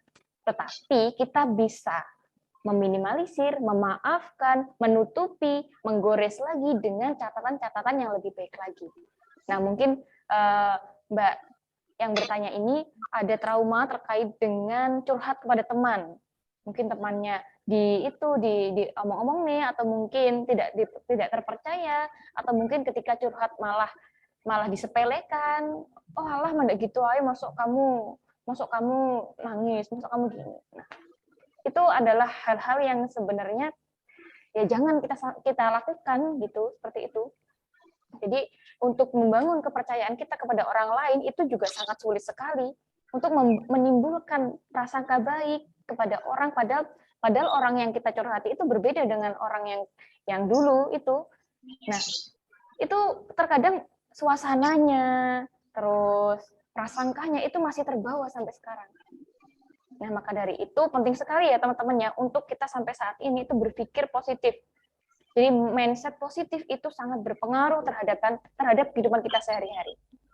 Jadi yang pertama, jika kita berpikir positif, mindset positif, itu pasti akan melahirkan perkataan yang positif juga. Ya kan? Jadi jika kita berpikir positif pada teman kita, itu pasti kita melahirkan perkataan yang baik juga dengan teman kita. Seperti itu. Nah, ketika sudah melahirkan perkataan yang baik, itu akan melahirkan perilaku yang baik juga. Nah, ini prasangka pikiran ini sangat penting sekali berada di poin yang pertama, sehingga melahirkan poin-poin perkataan yang baik, perilaku yang baik, dan yang terakhir akan melahirkan kebiasaan yang baik. Jadi berpikir positif, prasangka positif, mindset yang positif, itu akan melahirkan prasangka-prasangka yang lainnya, tindakan-tindakan kita. Nah, jika kita berpikir negatif kepada orang lain, pasti yang berucapkan di mulut kita itu pasti kata-kata yang kurang baik terhadap orang tersebut, ya kan? Nah, jika sudah melahirkan perkataan-perkataan yang kurang baik, pasti akan perilaku kita juga kurang baik terhadap orang tersebut. Entah mungkin yang biasanya menyapa sekarang tidak menyapa, atau mungkin nggak diwawuh ya, tahu ya, nggak ditanya, nggak di itu. Nah, itu pasti akan menimbulkan perilaku-perilaku yang kurang baik juga. Maka dari itu, biar kita tenang, biar diri kita sendiri tenang ya, buat apa sih untuk kita berpikiran negatif juga nggak ada untungnya kan ya.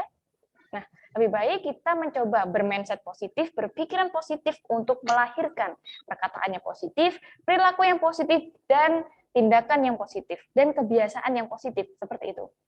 Seperti itu, Mbak Ani.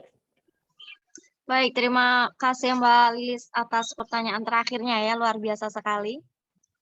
Berhubung waktunya sudah mepet, kita lanjut ke sesi berikutnya aja ya Mbak Lilis, yaitu pengumuman untuk peserta teraktif dan penanya terbaik. Kira-kira siapa ya yang teraktif dari awal sampai akhir?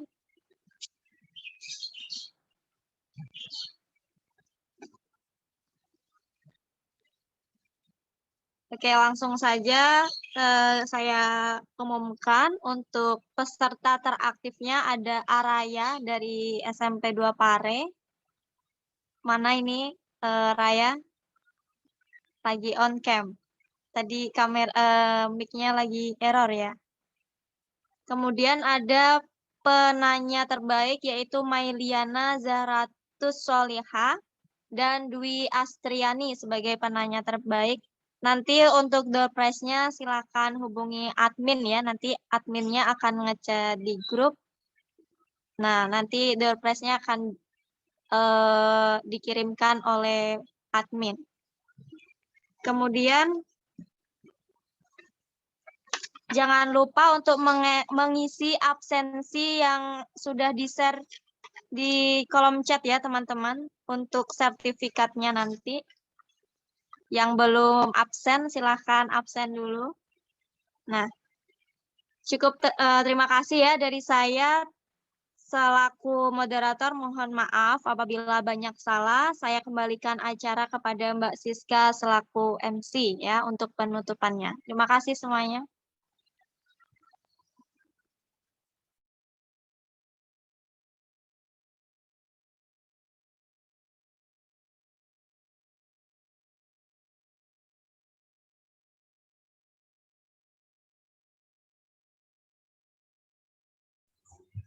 Ya, baik. Terima kasih untuk Mbak Ani dan Mbak Lilis. Mohon semuanya on cam untuk foto bersama. Ayo semua on cam.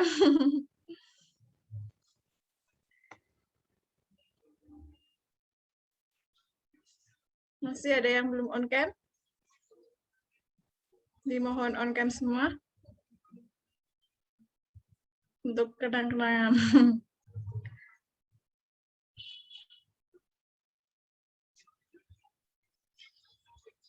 Udah on cam semua ini? Masih ada yang belum? Ya, ayo semua on cam.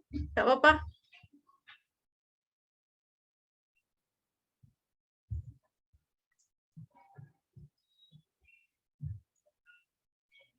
Ya, yuk buat screen. 1, gaya gaya formal dulu ya, nanti gaya bebas. 1, 2, 3. Udah. Ya, gaya bebas yuk. Gaya bebas 1, 2, 3. Gaya bebasnya gimana?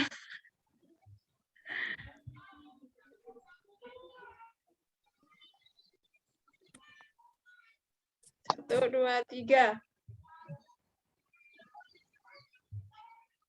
Sudah. Udah. Ya baik, terima kasih untuk Mbak Lilis dan Mbak Ani. Baik sekali untuk penyampaian Mbak Lilis. Bentar.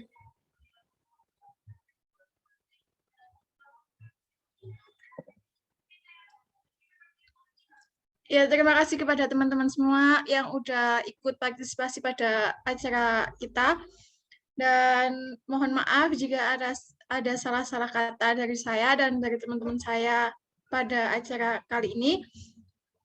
Baik, saya akan tutup acara kali ini dengan bacaan doa. Alhamdulillah sudah berjalan dengan lancar atas partisipasinya semua. Terima kasih. Wassalamualaikum warahmatullahi wabarakatuh. Sampai ketemu lagi di lain waktu ya.